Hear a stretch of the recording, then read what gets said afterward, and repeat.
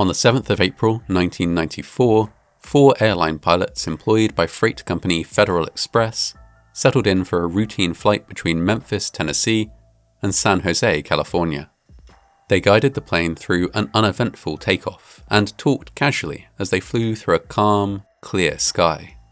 After some time, one of them slipped into the galley just behind the cockpit.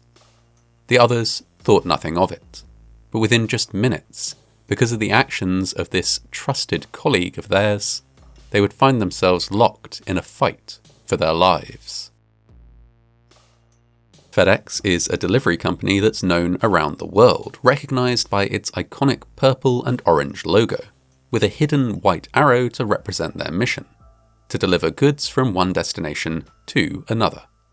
To make this possible, FedEx has an extraordinary army of resources, including huge fleets of trucks, thousands of workers, and even its own airline, Federal Express.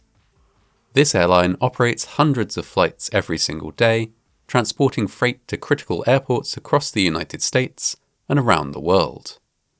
Most Federal Express flights are dedicated to cargo, and it's rare for them to carry any passengers at all. The one exception to this is a practice known as jump seating or deadheading, whereby pilots and other FedEx employees can ride along on flights free of charge in order to get them to where they need to be to carry out their work. On the 7th of April 1994, Federal Express Flight 705 was due to fly from the large FedEx hub in Memphis, Tennessee to San Jose, California, with a cargo that consisted mostly of electronic goods. At the controls were 49-year-old Captain David Sanders, 42-year-old First Officer James Tucker, and 39-year-old Flight Engineer Andrew Peterson. All three had extensive experience as pilots and had been working for Federal Express for many years. In addition to this, Sanders and Tucker were both Navy veterans. On this flight, there would be one passenger, 42-year-old Flight Engineer Auburn Calloway. Calloway had in fact previously been scheduled to be part of the actual crew for this flight, but had exceeded his flight hours the previous day by just 1 minute. This meant that he was not allowed to be at the controls of the plane. He was thus riding along as a passenger instead, presumably to get to the start point for his next shift in San Jose. This all seemed quite normal to everyone involved, although there were a few minor irregularities. Calloway sat in the cockpit rather than further back in the plane as he should have done. The pilots thought nothing of it. They were colleagues. It was perfectly understandable that Calloway should sit with them, even if it was, technically, bending the rules. In addition to this, Calloway was carrying a guitar case, which he stowed in the galley behind the cockpit. This was, perhaps, an unusual piece of luggage, but the pilots did not know Calloway particularly well, and accepted his explanation that he played the guitar and wished to practice while away from home. Finally, and more worryingly, during pre-flight checks, Flight Engineer Peterson noticed that the circuit breaker for the cockpit voice recorder was pulled, effectively disabling the recorder. He flipped the circuit breaker. There was no reason he could think of why any crew would disable the cockpit voice recorder, but he decided that it may have been a simple mistake. He did not report the issue. Other than these minor things, takeoff went smoothly. Just 20 minutes into the flight, however, things took a terrifying and surreal turn. Calloway momentarily disappeared into the galley to check on his guitar case. It did not contain a guitar. Instead, it was packed with weapons, including a spear gun and several heavy claw hammers. When he returned to the cockpit, Calloway was armed with one of these hammers, and he immediately attacked the crew. What ensued was a horrific and prolonged close-quarters fight at the controls of the plane. Though Calloway was outnumbered 3-1, he also had several advantages. He had launched a surprise attack. He was armed and free to move, while his 3 victims were unarmed and wearing seatbelts that restricted their ability to respond. Calloway had, earlier in his life, had military training, and since then had practiced martial arts on a regular basis. All things considered, he represented a formidable opponent. During the initial attack, Calloway hit all 3 of his colleagues with the hammer, almost knocking First Officer Tucker unconscious and causing debilitating head injuries to Captain Sanders and Engineer Peterson. As the 3 crew members began to fight back, Calloway retreated to the galley, only to return with the spear gun that he had smuggled on board inside his guitar case. He threatened the 3 crew with the weapon, only for Peterson to grab the shaft of the spear before Calloway could fire. Peterson and Sanders launched themselves at Calloway and began to wrestle with him, while First Officer Tucker, barely conscious, took over control of the plane. Over the next few chaotic minutes, whenever Tucker perceived that the fight was not going their way, he would throw the plane into an extreme acrobatic maneuver to unbalance the combatants and give his fellow pilots a chance to take the upper hand.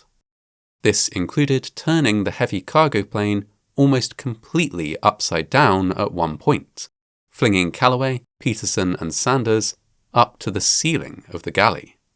Moments later, the plane lurched into a steep dive. The extreme maneuvers, necessary to preserve the life of the pilots, had almost rendered it uncontrollable.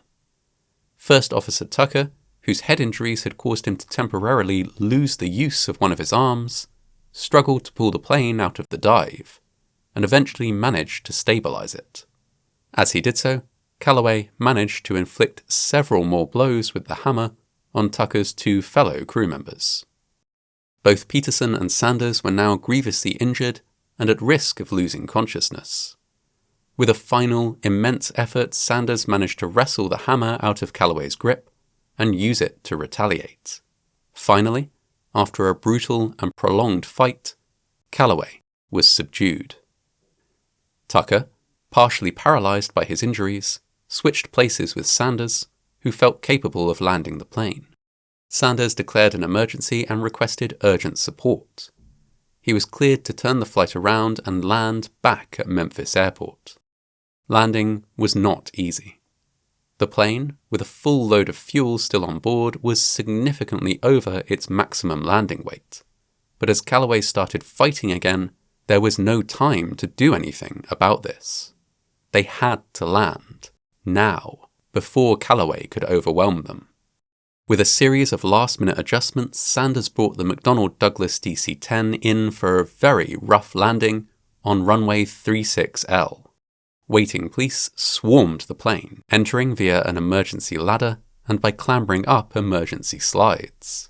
Calloway was arrested, and ambulances raced across the tarmac to collect the 3 seriously injured crew. With emergency treatment, all 3 survived. Anyone observing the interior of the plane would have been surprised to learn this. It was awash with blood and had clearly been the site of an incredibly difficult and violent battle. Investigators had one impossible question to answer. Why had Calloway done what he did? Through interrogation and a search of Calloway's property, a possible motive was determined. Calloway, it emerged, had been hoping to collect on a FedEx life insurance policy. He was divorced from his wife, but strongly wished to support and provide for their 2 children. Should he die in an accident at work, his life insurance would pay out over $2 million to his ex-wife, enough to pay off any debts and ensure a life of comfort for his children. Calloway was also facing disciplinary action at work. He was suspected of having misreported some of his flight hour records. A hearing was scheduled for the day after the attack. Worried that he might be dismissed and thus lose access to his life insurance benefits, Calloway had decided to act before that could happen. His plan had been to murder his colleagues using a hammer, leaving them with blunt force injuries that would be similar to those sustained in a crash. He then intended to deliberately crash the plane. He had covertly switched off the cockpit voice recorder before takeoff in an attempt to ensure that there would not be any evidence of his crime. If everything had gone as he intended, it would have seemed that he and his 3 colleagues all died in a tragic accident. Although Calloway attempted to plead temporary insanity, he was unsuccessful. and was sentenced to life in prison with no possibility of parole. His victims, unfortunately, also faced lifelong consequences. All 3 men had been so badly injured as they fought for survival that they could no longer fly commercially. Quite apart from the trauma of having been attacked so viciously by one of their own colleagues, the attack had inflicted nerve, joint, and eyesight damage that might well never fully heal. Despite this, First Officer Tucker did fly again, recreationally. All 3 were awarded the Gold Medal Award for Heroism by the Airline Pilots Association, the highest award that can be given to a civilian pilot. They had done the impossible. Attacked by someone they believed to be one of them during a routine flight, they had fought back, overwhelmed an armed opponent, and survived one of the most intense and improbable mid-air battles in history.